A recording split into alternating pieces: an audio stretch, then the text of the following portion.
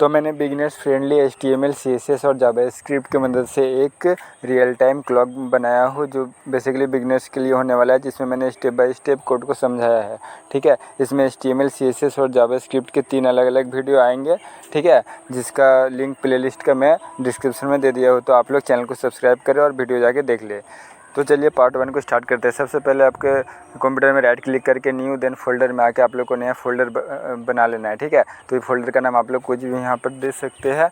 यहाँ पर मैंने यहाँ पर simply CSS analog using JS दे दिया हूँ। ठीक है, फिर इसको आप लोग ओपन कर ले।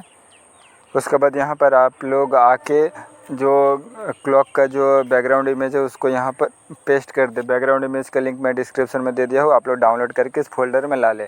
ठीक है, तो उसके बाद आप लोग को राइट क्लिक करना है, उसके बाद ओपन विथ कोड करना है विजुअल स्टूडियो को ओपन करने के लिए।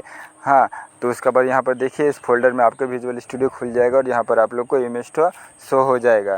किस तरह से विजुअल स्टूडियो डाउनलोड किया ये वीडियो मैं ऑलरेडी बना चुका हूँ, तो आप लोग जाकर देख ले, उसका भी लिंक मैंने डिस्क्रिप्शन में दे दिया हूँ। ठीक है, अगर इस तरह से आप लोग को विजुअल स्टूडियो नहीं खुलता है तो अनदर वे से आप लोग भी खोल सकते हैं डायरेक्टली। हाँ, कंप्यूटर स्क्रीन पर यहाँ पर क्लिक करके उसके बाद फाइल में जाके यहाँ पर फाइल में आना है। ठीक है, उसके बाद यहाँ पर ओपन फोल्डर लिखा हुआ है, तो यहाँ पर क्लिक करना है। उसके बाद यहाँ पर आप लोग को अपना फ़ोल्डर जो भी डेस्कटॉप में या जहाँ भी हो आप लोग को फ़ोल्डर सिलेक्ट कर लेना है। ठीक है, देन यहाँ पर सिलेक्ट फ़ोल्डर में क्लिक करना है, तो इस तरह से भी आप लोग ओपन कर सकते हैं अपने फ़ोल्डर को। ठीक है, अब यहाँ पर हम लोग क्या करेंगे, अब यहाँ पर हम लोग HTML CSS और जावास्क्रिप्ट का फाइल बनाएंगे। ठीक है, तो उसके लिए सबसे पहले आपको यहाँ पर पहले वेलकम टू हटा देता है, उसके बाद यहाँ पर फाइल में प्लस का आइकन में क्लिक करना है। ठीक है, उसके बाद HTML बनाने के लिए clock.html लिखना है, देन एंटर प्रेस करना है। उसके बाद CSS के लिए clock.css लिखना है और जावास्क्रिप्ट के लिए भी सिमिलर clock.js लिखना है। तो आप लोग का यहाँ पर देखिए तीनों यहाँ पर बन गया है। यहाँ पर हम लोग आते हैं सबसे पहले clock.html में। ये यहाँ पर HTML फाइल में आकर सबसे पहले आप लोग को एक्सक्लेमेशन मार्क यहाँ पर देना है।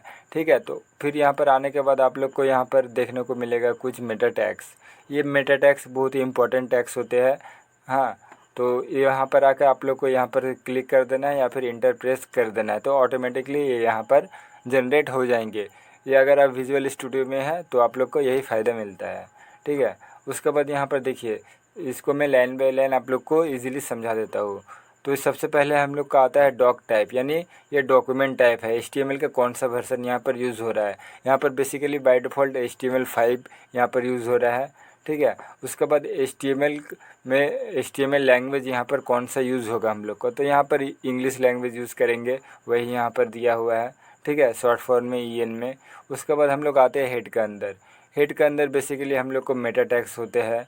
मेटा टैग्स वो टैग्स होते हैं जिनका यूज़ वेबसाइट में कीवर्ड्स देने के लिए, डिस्क्रिप्शन देने के लिए। ठीक है, और हम लोग इसमें क्या SEO मेनली इसका यूज़ होता है SEO में। ठीक है, उसके बाद यहाँ पर आप लोग टाइटल्स भी दे सकते हैं एंड उसके बाद आप लोग यहाँ पर बहुत से लिंक को यहाँ पर ला सकते हैं। फॉर एग्जांपल के लिए CSS के लिंक को यहाँ पर CSS फाइल को यहाँ पर ला सकते हैं, जावास्क्रिप्ट फाइल को यहाँ पर ऐड कर सकते हैं।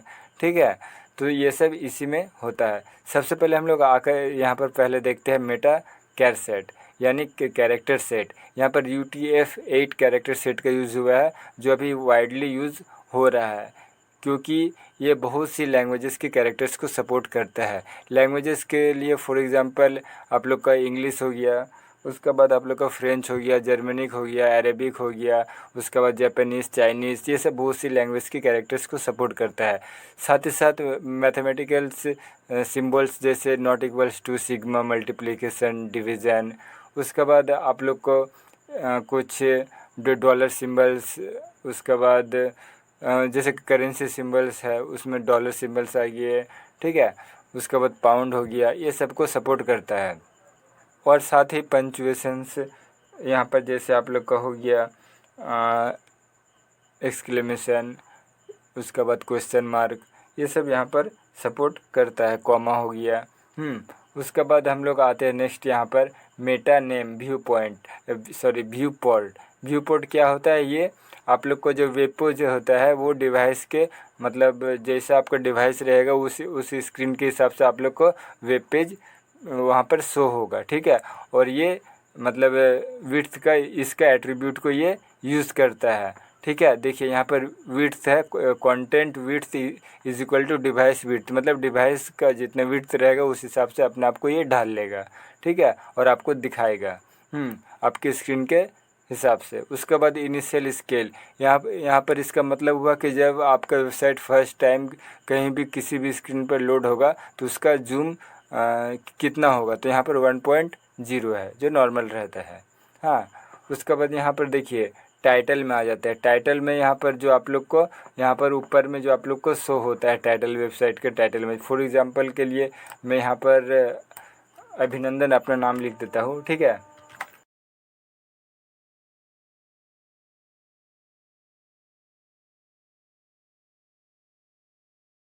पर अभिनंदन लिख दिया हो, देन मैं इसको Ctrl+S से सेव करूँगा, ठीक है।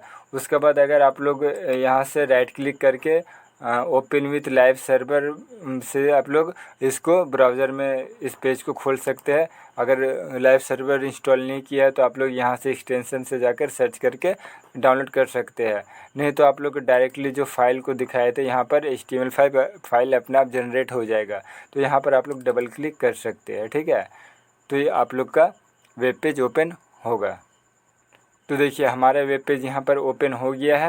यहाँ पर देखिए ऊपर अभिनंदन यहाँ पर टाइटल बार में यहाँ पर शो हो रहा है, ठीक है।